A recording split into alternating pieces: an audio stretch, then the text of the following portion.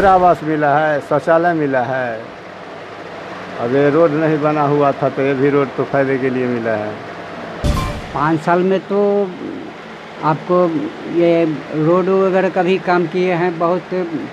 आपको ग्राम में जो है माने बहुत सारे काम किए हैं, है ना। मुखिया जी कैसे हैं?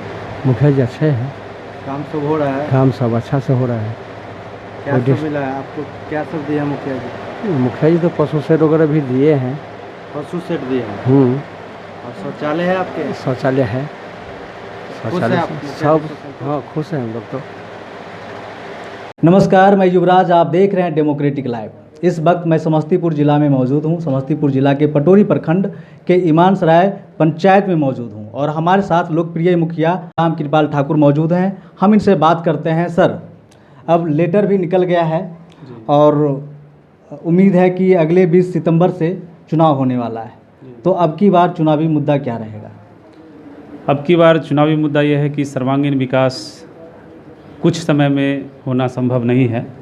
उसके लिए जो विकास का पैमाना है वो सामाजिक बहुत सारे मुद्दे हैं और बहुत सारे समस्याएं हैं जिसको सुलझाने में समय की ज़रूरत होती है। और कुछ जो योजनाएं हैं जो अपने स्तर पर हम पिछले 5 वर्षों से करते आ रहे हैं, उसमें काफ़ी कुछ हमने अपने पंचायत के लिए कर पाया और आगे भी बहुत सारे योजनाएं हैं जिसको हमारे पंचायत में लागू करना और उसको क्रियान्वयन कराना बहुत ही ज़रूरी है। इसके लिए हम प्रयासरत पिछले 5 वर्षों से रहे हैं और आगे अगर जनता हमें फिर से दोबारा चुनती है तो उसको हम पूरा करने का प्रयास करेंगे।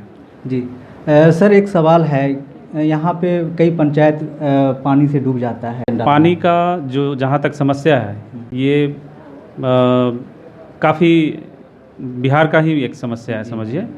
तो पूरे बिहार की ही समस्या है, केवल पंचायत का ही नहीं है।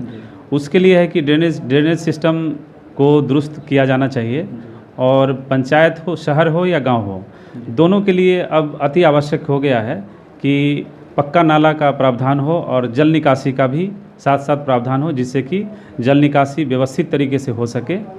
और जहां पर छोटे मोटे जल जमाव होते हैं उसके लिए बिहार सरकार की भी योजना है जल जीवन और हरियाली, उसके तहत हम सोख्ता निर्माण भी करा रहे हैं।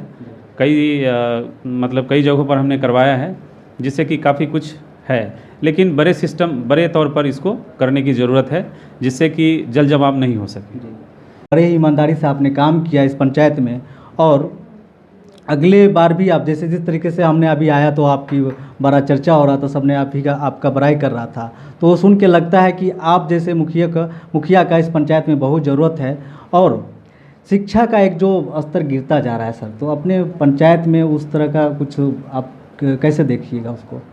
देखिए, जहाँ तक शिक्षा व्यवस्था है तो जो सरकार व्यवस्था उपलब्ध करा रही है अपने स्तर पर, उसमें सबसे ज़्यादा ज़रूरी है कि आजकल जो शिक्षक पढ़ाने के लिए विद्यालय में आते हैं तो उनको हम अपने स्तर पर जो हमारा प्रयास रहा है पिछले 5 वर्षों से, वो रहा है कि हम टीचर को जाके शिक्षक हो या शिक्षिका हो, दोनों को हमने मोटिवेट करने की कोशिश की है। कई लोगों को अलग अलग समस्याएं हैं विद्यालय का भी अपना, कि सर ये नहीं उपलब्ध हो पाता, वो नहीं उपलब्ध हो पाता, लेकिन हमारा ऐसा मानना है कि जो उपलब्ध है सरकार की ओर से वो उसमें आप बेहतर कर सकते हैं। इसके लिए हमने कई बार विद्यालय में विजिट करके और हमने प्रयास किया है, शिक्षकों को प्रोत्साहित किया है कि आप अपने नॉलेज से अगर व्यवस्था में कुछ कमी भी है तो भी आप अपने स्तर से आप अच्छी पढ़ाई करा सकते हैं और उपलब्ध करा सकते हैं। जी सर, अब 15 अगस्त आ रहा है सर, तो इस पे अपने पंचायत वासियों को लिए क्या कहें, क्या संदेश देंगे?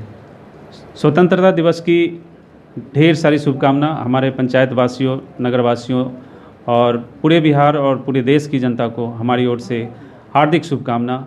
और हम उम्मीद करते हैं कि इस 15 अगस्त को स्वतंत्रता दिवस हम पूरे जोश के साथ, और जो हमारे देश के लिए कुर्बान हुए, शहीद हुए, उनको हम याद करते हुए, नमन करते हुए, हम एक पर्व के तौर पर, राष्ट्रीय पर्व के तौर पर हम मनाते आ रहे हैं और उतने ही बेहतर तरीके से हम मनाएंगे। सर, एक संदेश और चाहेंगे आपसे। कोरोना काल में चुनाव होगा और तीसरी लहर की जिस तरह से न्यूज़ में सुनने को मिल रहा है, तो उस पर आप क्या संदेश देना चाहेंगे लोगों को? देखिए, आशंका तो हमारे जो वैज्ञानिक हैं या फिर समाचार के माध्यम के द्वारा हम सुनते आ रहे हैं कि तीसरी लहर का भी है, संभावना है। लहर जो भी हो, लेकिन सबसे ज़्यादा ज़रूरी है कि आप बाहर कभी भी निकलें तो मास्क लगा के आप ज़रूर निकलें, और साथ ही डिस्टेंसिंग का मतलब सोशल डिस्टेंसिंग का भी थोड़ा ख्याल रखना चाहिए, और ख़ास करके खान पान पर भी लोगों को ध्यान देना चाहिए।